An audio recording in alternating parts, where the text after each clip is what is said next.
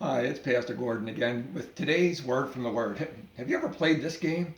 I'm not good at small motor things, but the idea is you take one piece out and then somebody on the other team will try to take a piece out and I'm going to cheat with my finger. Oh, and it looks fine and you think that nothing really has changed, but each time you take something out, I'm going to try one over here, it becomes a little less stable.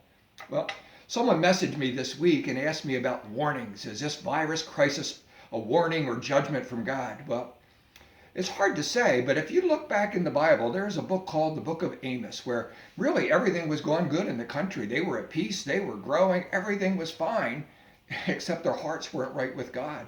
It looked right, but they kept changing the rules. They became increasingly violent. They had a slave trade. They got wicked. It says they ripped babies from their mother's wombs. Don't get me started on that subject. And each time God sent warnings to them, asking them to turn back, to turn back. And in Amos chapter 4, it says this phrase over and over, yet you have not returned to me. Yet you have not returned to me. I have it in orange in my Bible underlined.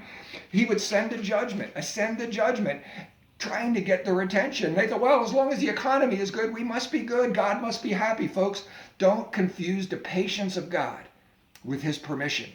He's patient, but he is sending us warnings. And the more we disobey God's law, the closer those judgments come. Oh, what did they look like? Well, those judgments included attacking the food supply. He had changed weather patterns.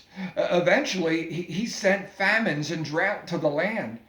And then ultimately, he sent plagues and then war. There was a series down where it still was standing, and you think, well, everything's normal. But it was so close to toppling. And that really is what the heart of the book of Amos is about. We as a nation need to turn back to God. He's been sending us warnings. The book ends with a plea from God to his people saying, seek me, and live. Folks, this is no game. The warnings have been given. We're doing the very thing God judged other people for. I don't know how long we have, but we need to be careful because the next thing you know, the next move that we make could lead to disaster. We have time now. Turn back to God and live. That's today's word from the Word.